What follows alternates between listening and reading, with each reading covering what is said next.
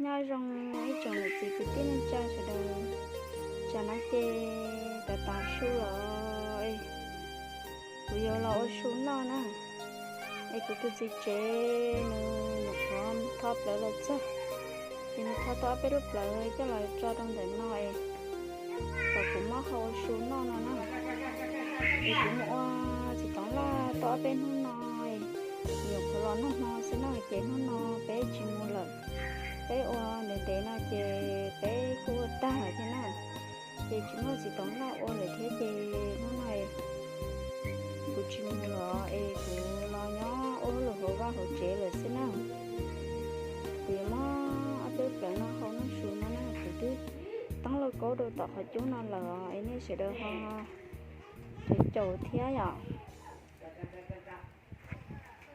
thì tăng là có đồ để nó là nó lúc chị nó chơi chị ôm món nó chị trâu tơ xích chị lúc chị đã tua xe nó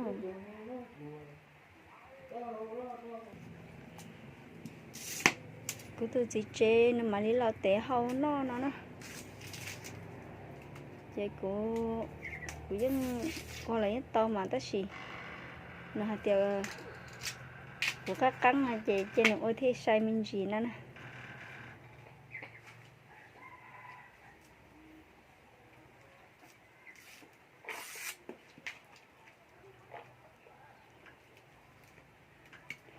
hello cả ta lấu mà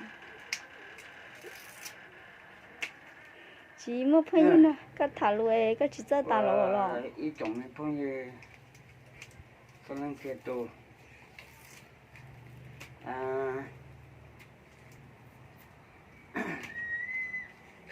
nó siêu à tất cả tổng chí này đời đời nha ô cũng mà mấy lúc kia là trôi chắc cái này sáng bà yêu cô rồi chứ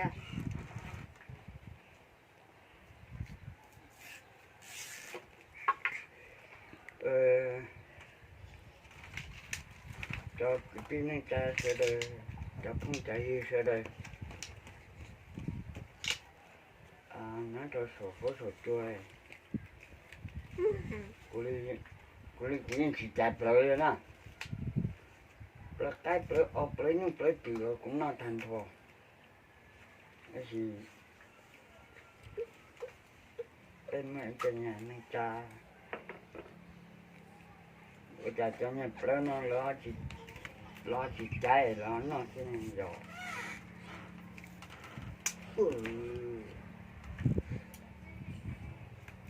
cái nhậu tôi nha cái nhập nó mà thì dùng thì chứ rồi chuyện thì mà anh nhập cho gì rồi ôi vô bóng rồi muốn nửa lối dây ra trong hồi tay mà cái chỗ của ta như là lắm à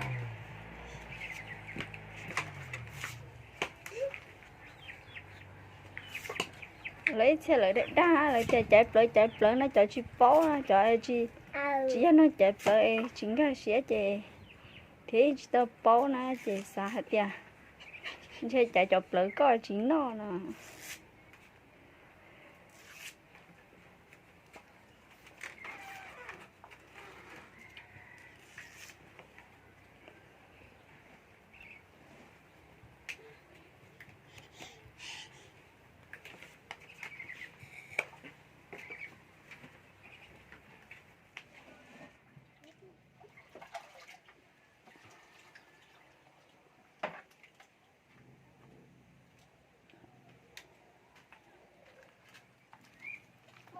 này chỉ là các mọi đây thì ta thủ cái tên này cho nó liên lịa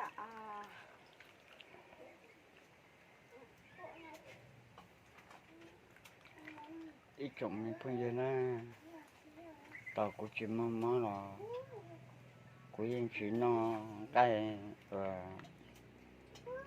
đặt ta la thì nó giờ hai chân nó và là tôi tên như kia và nhà nó là cái tổ hợp lý chứ mà cũng thêm nó ra có cũng một vấn đề là nó mà cũng chỉ nên ta nhìn thì cũng chỉ bay vào là nó thì cũng chỉ mà thì cũng lại nó tên nhà cổ xuống còn đông tên nhà lấy một tên nhà chú định chú lọ lên ở này hay cho tổ có cho thứ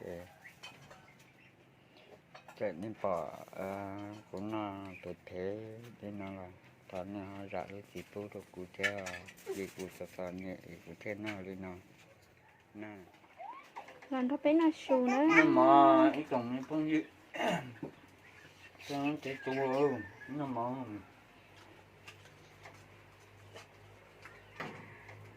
cụ thể nhẹ cũng nó mà phải phải chứ là nên bỏ nên ở lúc trên đèn đèn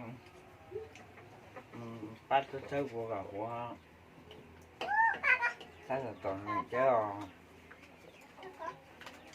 lớn mà hồi tôi là cú đỡ đỡ rồi thế nè thế cho nhà họ chế là chút chia đi nó chế hầu mua nè từ tú nói do bé ít tôi đã lâu từ tú nè cô nhìn tôi đó có nhỏ xí thế ấy mình tôi nhỏ xí bên nó xí chỗ rõ xí xí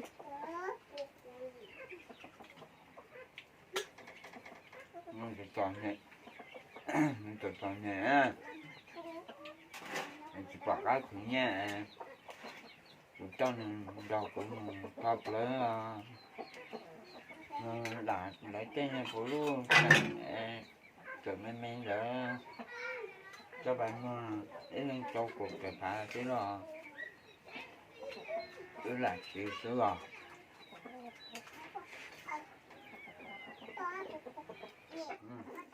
mà sụt ta chẳng nói gì tôi phải là tí vai tôi không sai xe ở bên nó nói ở bên cho nó rất là đi trả lời nó thế tôi phải mỗi giờ này phải đón tôi cho tôi muốn chơi kho nó rất trò của mua tỏ là tôi anh tụi nó chơi của tôi chỉ khoảng là ô liền tôi chỉ muốn rau liền nó rau lẩu ta mà đây là nó ta thì tôi chỉ khẩu cho đôi chia là gì tôi chỉ muốn rau liền lọ ai cũng chơi tôi muốn xe nó hơi rau đi chả này chị cũng mà lấy trả cá tôi muốn mà ô đôi chia nè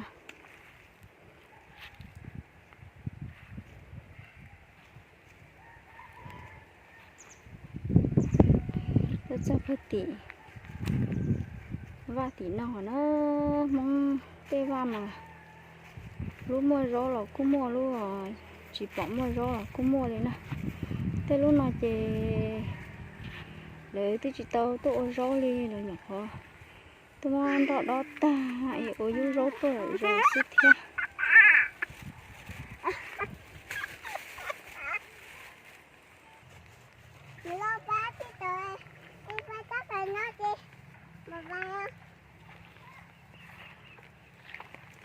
mong tê va mà đâu sắp lời đi taxi ăn hôm mày tôi chỉ là nào lại thế rồi đấy chỉ lấy đây như rau liền nè thì mong ga tao nó không là để khơi tên nào đen hóa ta đi chỉ muốn đây như rau liền chè rau chè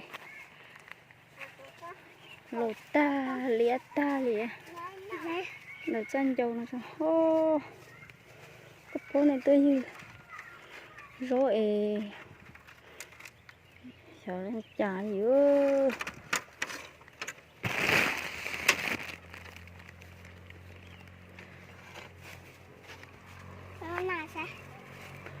ô cho nên rốt thử này người chỉ bố lo liều rốt thử này không có đi cho để nào thế rồi không có đi ở chỉ rong thế dạ này mua sữa dễ chỉ rong rau lên nè để rốt thử nó trở nên ai sẽ họ tới rốt bị tên là chị lột ta về mót ta thì chỉ mới rốn no liền á chế việc mà đi mót đó để hình cho nó thế thế nè họ bồi rốn nó bảo chế cho của mà đi chế cho tôi sẽ họ bồi rốn á chỉ mới rau liền rau liền trỏ sao thì mới chạy nha rau nó đó bảo chế cho thì mà bà rau đã cá kho đôi chỉ đôi đã cá cho đôi chia sẽ bồi rong nè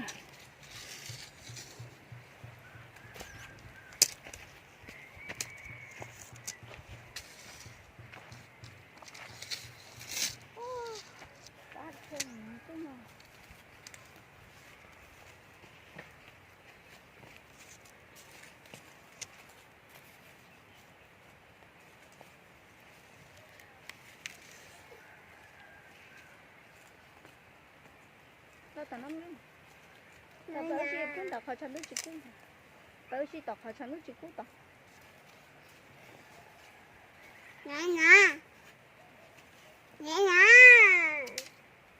这是呀，这叫哪说新刀呀？这叫哪说新刀啊？这么嘛，啥头脸的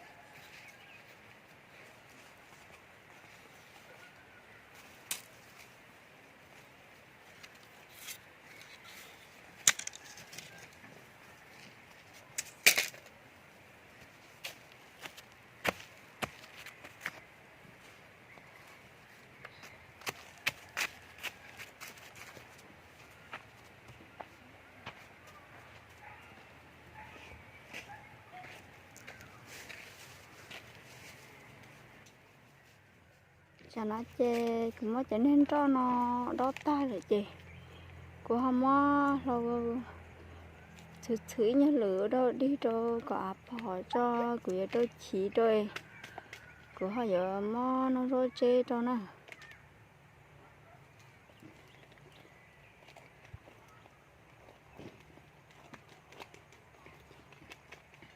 ít bạn để nó thế nào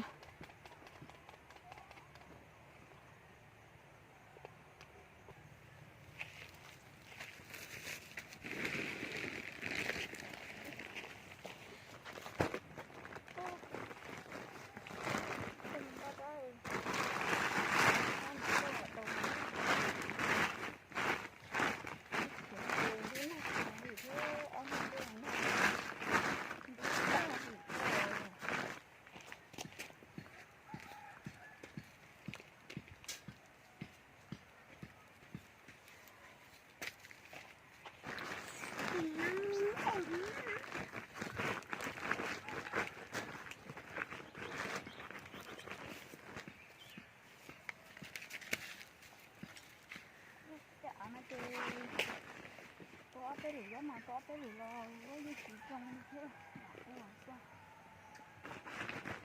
cái là có cái đồ chứ là những chị trong phòng như thế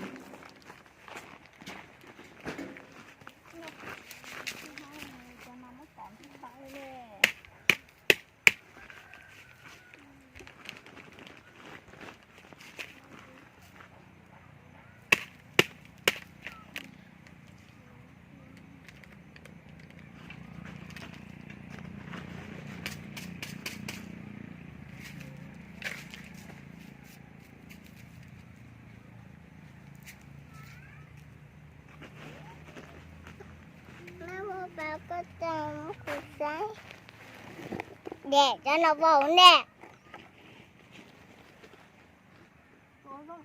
Tiếp tục. Vô lo. Để sang là tủ vùng.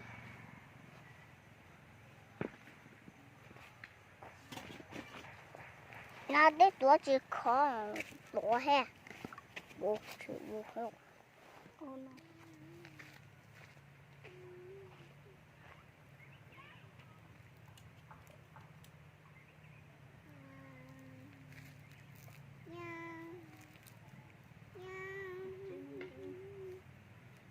Nó cũng chế nó râu này.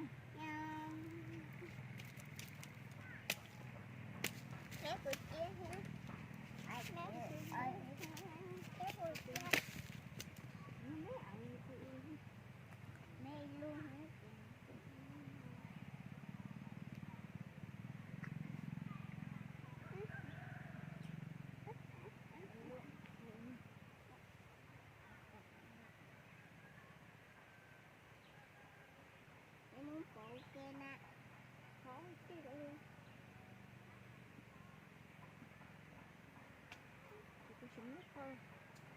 Alo, gan hắn đã có được của hả? Gan hắn đã được của sao? Gan hắn nó đâu mà? Chú nè, tôi chụp vào là. Hắn nó chơi được không? Bên này nữa. Nó là cái chính mà.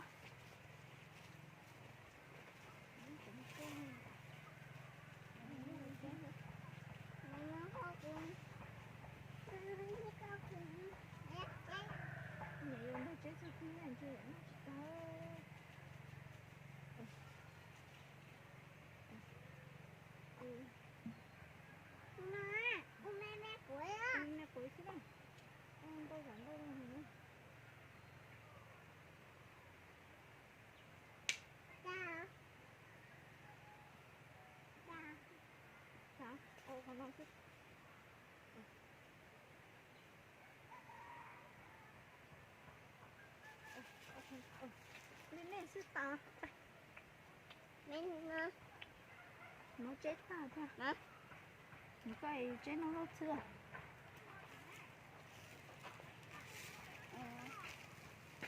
Là thế nào? Son đi chợ chị. Vâng.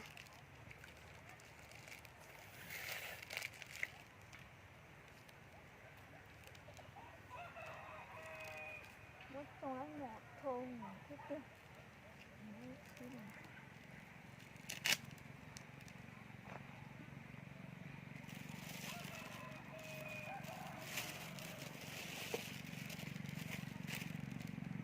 Với được lấy lệ em á.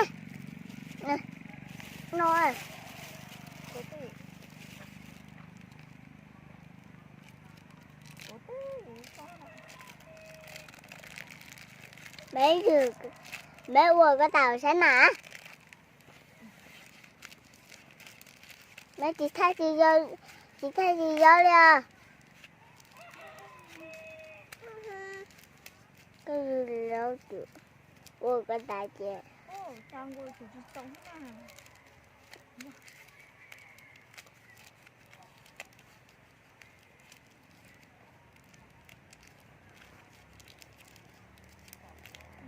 Chết to luôn nè. Sống hả? Mà đó. Nó to. Tí nhiều luôn. Anh chơi. Nó xong nhìn cái này. Bé nó liệt cái anh á. Ủa, nó sao giờ được chết nó tao không bỏ. Mẹ sẽ tăng. Bỏ cái lại. Nó xong đi cái nó. Xong khéo nữa cơ. Bây giờ nó trên bút ra hả? Mẹ cái nó. Nào. Nó papa nó. Cổ.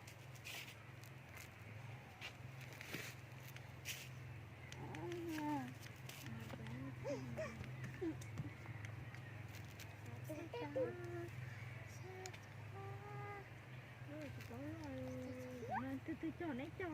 Tôi cho mẹ mẹ rồi bây giờ. Đó.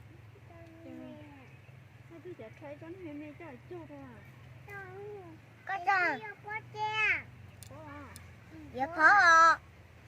Chưa có à? Dạ Nó có. có được tiếp quả này á. Mấy người nó có Nó chưa nó đã nói tới ế.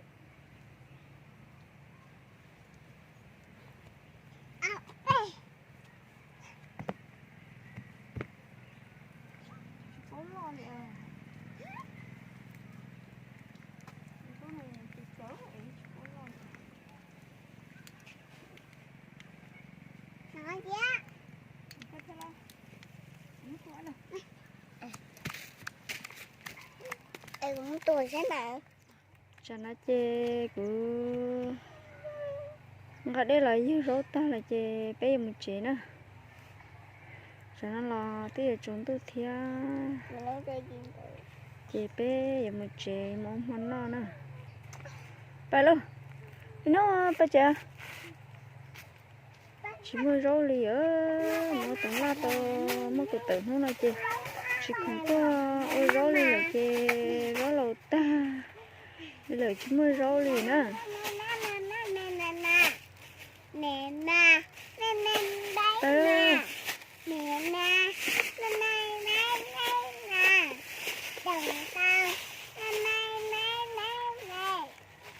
Nè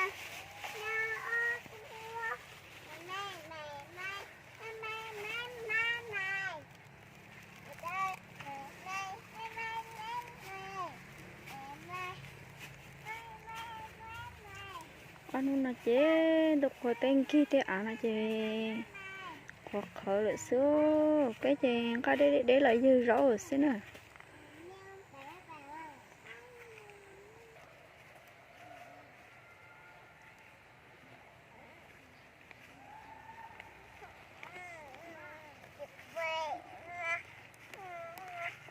Ôi cha nó chờ giờ chọn tôi đi tia lên nữa.